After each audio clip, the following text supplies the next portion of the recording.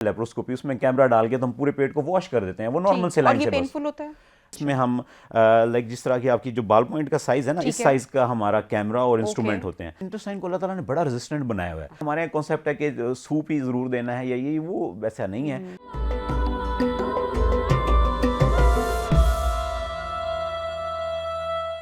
अच्छा, पेरिटोनियम जो है ना, फिर उसके अंदर इन्फेक्शन स्प्रेड हो जाए ना, तो वो पूरे पेट के अंदर फैल जाती है। ठीक, मर्दों के भी खवातीन के भी हो जाती है। लेकिन ये होता है कि अब जो लेटेस्ट एंटीबायोटिक्स, क्योंकि अब हम घर में हम सब में देखते हैं कि हर घर में ऑलमोस्ट फ्लैजिल पड़ी हुई है, हर घर में सेफ्स्पैन पड़ी हुई है।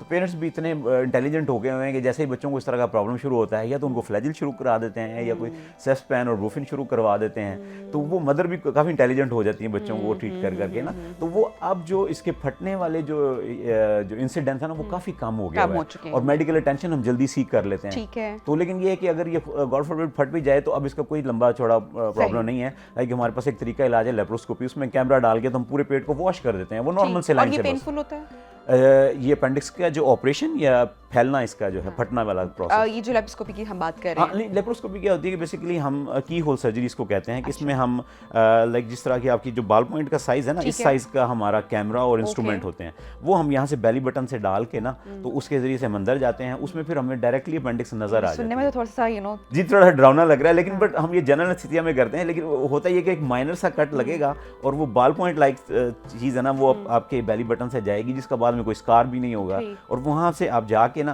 तो उसको अपेंडिक्स बच्चों को तो डेफिनेटली एनेस्थीसिया के साथ करना पड़ेगा। डेफिनेटली बड़ों को भी एनेस्थीसिया में किया जाता है, क्योंकि ये इसमें ये होता है कि हम वो जब वो छोटा सा होल करके, सुनने से आपको गूज़बम्प्स मिले ना उसके, तो वो ऑब्वियसली जो पेन में होगा उसको। लेकिन इसके ये इतनी मतलब इसके मैजिकल रिजल्ट्स है ना लेप्रोस्कोपी के, इसको हम कहते हैं डे केस सर्जरी ना। लाइक हम 4 आवर्स के बाद पेशेंट को घर भेज देते हैं, उसको खाना पीना अलाउ कर देते हैं, उसको वॉशरूम अलाउ कर देते हैं, उसको स्टेयर्स चढ़ने की कोई रिस्ट्रिक्शन नहीं होती, उसको कोई काम करने की, जिम जाने की रिस्ट्रिक्शन नहीं होती, क्योंकि इसमें ना कोई हर्निएशन होती है ना कोई कटिंग होती है। तो बहुत से बाल पॉइंट लाइक स्ट्रक्चर अंदर जाएगा और उसके जरिए से रिमूव कर सकें। और उसका फायदा ये कि आप पूरे बेली को देख सकते हैं। लाइक ओपन जो ऑपरेशन इन्फेक्शन किस नौयत का है वो जानने में डॉक्टर्स को वो हेल्प होती है, प्लस उसको ट्रीटमेंट में लाइक अगर वो जैसे आप कह रहे थे फट गई तो वो स्प्रेड कर गया, तो वो उसमें वॉश करने में हेल्प होती है। लाइक अगर हम छोटा कट लगाते हैं ना, यहाँ जो कन्वेंशनल हुआ करता था कि यहाँ छोटा कट लगा के तो उसको ऑपरेट किया जाता था, उसमें ये कि हम सिर्फ उतनी सी जगह को देख सकते हैं, हमें पूरे पेट नजर ही नहीं आएगा। जाहिर उसमें हम इंस्ट्रूमेंट डालते हैं, उसको हम ओपन करने की ट्राई वो करते तो हैं जितना हम लिमिटेड करें, लेकिन उतना अच्छा वॉश नहीं हो सकता। अच्छा, इसमें क्या फायदा है कि हमने से बेली बटन से कैमरा डाला हुआ है ना,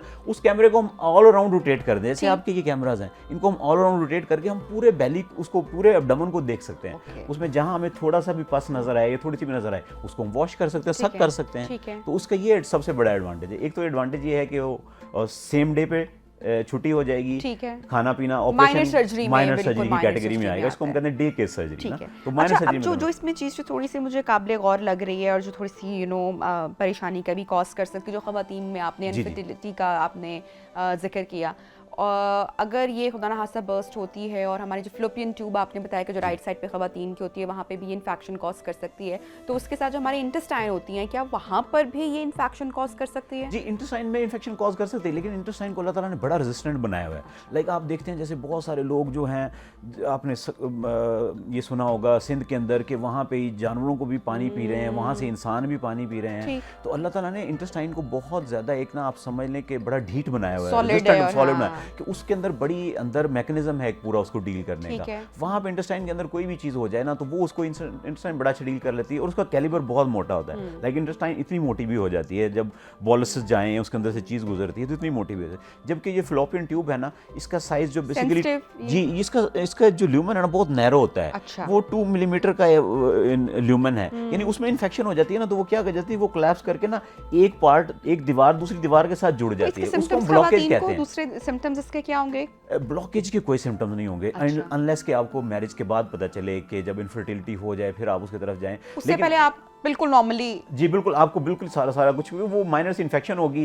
अगर वो साथ ही आपने एंटीबायोटिक ली तो वो साथ ही हील भी हो जाएगी, ट्यूब्स की भी इन्फेक्शन साथ हील हो जाएगी। लेकिन ये है कि ट्यूब्स को अगर वो दोनों ट्यूब्स एक दूसरे के साथ जुड़ गई है ना, यानी इन्फेक्शन होने की वजह से, जहां भी इन्फेक्शन होती चीजें एक दूसरे के साथ जुड़ जाती हैं, तो वो ट्यूब्स अगर एक दूसरे के साथ एक दीवार दूसरी दीवार के साथ जुड़ गई ना, जिसमें कि वो बहुत, मैंने बताया, नैरो है, दैट्स वाई उसमें ये प्रॉब्लम ज्यादा होता है। इंटेस्टाइन में ये प्रॉब्लम नहीं होता। ठीक है, तो जिन खवातीन को अपेंडिक्स का इशू होता है, आप उनको क्या रिकमेंड या सजेस्ट करते हैं कि उनको अपने जो कोई अर्ली टेस्ट हैं आप रिकमेंड करते हैं कि वो करवाने चाहिए, खुदा ना खास्ता अगर जी, जी। फैलोपियन ट्यूब में कोई बैक्टीरिया या इन्फेक्शन हुआ है, ताकि उनको पता और वो उसका भी जो ट्रीटमेंट है वो बाद में ले सके, ताकि जो फर्दर कोई डैमेज है वो ना हो सके? जी, जी। इसमें मतलब ख़वातीन को भी स्पेसिफिकली, लेकिन सभी को जो है ना वो अर्ली, मतलब एक तो ये है कि पहले जो आपने घर पे रेमेडी दी, लाइक पेन किलर दिया या एंटीबायोटिक दे दी, तो उसके बाद नहीं रिलीव हुआ, सबसे बेटर तो इसमें की जो है ना वो यही है कि सीक मेडिकल अटेंशन, कि ठीक। डॉक्टर से, फिजिशियन से, जो हम जो इस चीज़ को करते हैं, लेप्रोस्कोपिक सर्जन या जनरल सर्जन इसको करते हैं, तो उनसे आप कांटेक्ट करें, ठीक है। उनको एक दफ़ा एवेल्युएट करवा लें।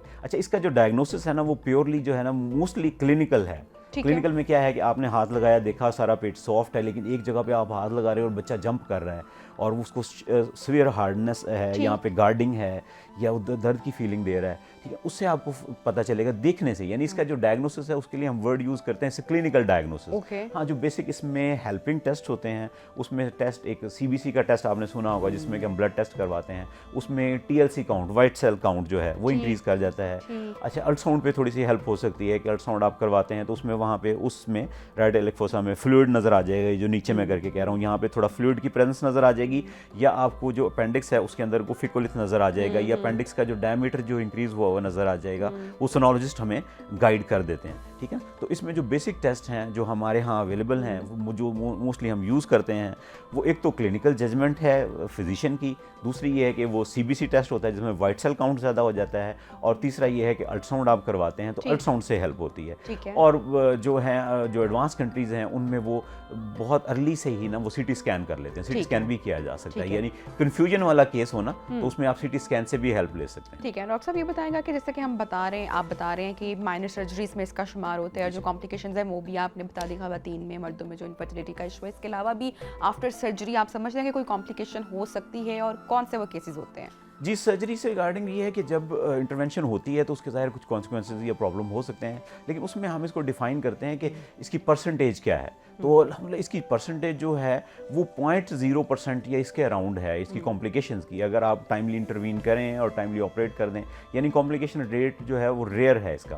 तो बस बेसिकली इसमें यही है कि अर्ली मेडिकल अटेंशन सीख करना, और उसमें कन्वेंशनल तरीके से या लेप्रोस्कोपिक जो फैसिलिटी अवेलेबल है, लेकिन प्रेफरेबल जो है वो लेप्रोस्कोपिक है, कैमरे के जरिए। ठीक है। अच्छा डॉक्टर साहब, आफ्टर डिस्चार्ज खाने पीने का किसी किस्म का कोई परहेज या किसी किस्म का कोई रेस्ट, क्या रिकमेंडेशन होती है? जी, जैसे मैंने आपको बताया कि बच्चों की मैंने एग्जांपल आपको दी थी कि वो तो ऑपरेशन जैसे ही कॉन्शियस हो तो बच्चा भागना भी शुरू कर देता है, फिर वो कंफर्टेबल है भागने में तो हम उसको बिल्कुल नहीं रोकते, वो चले फिरे।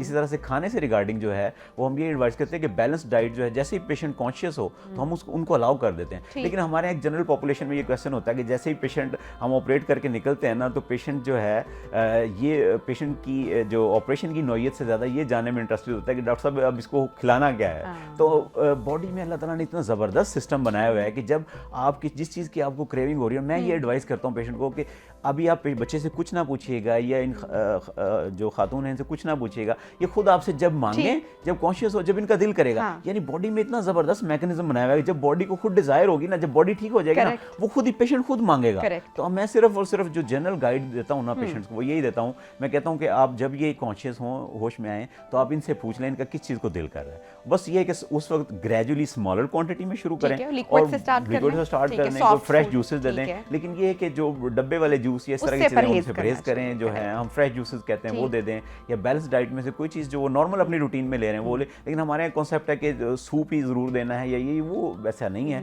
बैलेंस डाइट जो भी वो घर पे नॉर्मली खाता है, अगर सूप वो पहले बच्चा नहीं पसंद करता, आप उस दिन उसको सूप देंगे तो वो फिर उसको अच्छा नहीं फील होगा। जो उसको खुद खाने को दिल कर रहा है हम बिल्कुल नहीं रिस्ट्रिक्ट करते। इस ऑपरेशन के बाद इमीडिएटली जब से कॉन्शियस हो तो कोई भी बैलेंस डाइट जो है उसको नॉर्मली स्टार्ट करवाइए। अच्छा हम अपने बॉडी के जब ऑर्गन्स की बात करते हैं तो छोटी सी छोटी भी चीज़ हो, उसका कोई ना कोई फंक्शन है और अल्लाह ताला की उसमें कोई ना कोई हिकमत है। अगर हम अपनी आईलैश की भी बात करें, ये कानों में अक्सर लोगों के बहुत रुई नुमा जो छोटे छोटे बाल होते हैं वो भी हमें डस्ट से, गर्द से, हमारे जो इन्वायरमेंटल पोल्यूशन होती है और बहुत सारी चीज़ों से हमें बचा कर वो रखते हैं। तो इसका भी आप देखें फंक्शन है, ये हमें सेव करे। जी जी। अगर हम इस पार्ट की बात करें तो इसका बॉडी में फंक्शन क्या है, ये क्या कर रही है? बॉडी में एज सच कोई फंक्शन नहीं कर function नहीं सकती। है। 5-6 इस पर डिफाइन हुई हैं चीज़ें कि एक अच्छा। इम्यून सिस्टम में थोड़ा सा रोल प्ले करती है, लेकिन वो वेग सी चीज़ें हैं। दूसरा ये है कि अगर किसी की मतलब एक यूरेटर स्ट्रक्चर होता है, उसमें अगर कोई प्रॉब्लम आ जाए तो उसको उसकी जगह रिप्लेस करके थोड़ा सा यूज़ किया जा सकता है। यानी इसमें हम खुद से निकालना चाहें ना तो इसके कुछ थोड़े बहुत फंक्शन निकलते हैं, लेकिन वो भी आज तक कोई मेजर नहीं है। मेजर नहीं हो सका। तो मतलब बेसिकली आप यही समझ लें कि ये जो है डॉक्टरों की जो है रोजी के लिए शायद बनाए रखे ये ऑर्गन रखा हुआ है, मतलब इसका कोई ऐसा इंपॉर्टेंट फंक्शन नहीं है बॉडी के अंदर। और इसके स्पेसिफिकली जो चीज़ ये है कि इसके रिमूवल से कोई ऐसा नुकसान नहीं होता बॉडी को, हाँ। या कोई ऐसा फंक्शन नहीं होता जो आपका डिस्टर्ब हो जाए। तो इजीली आप इस डिसीजन जब ये हो जाए इसको रिमूव करवाने का, तो आप इस टेंशन में ना पड़ें कि इसको रखने का कोई फ़ायदा तो नहीं था, कोई नुकसान तो मेरा नहीं हो जाएगा। तो नथिंग ऐसा।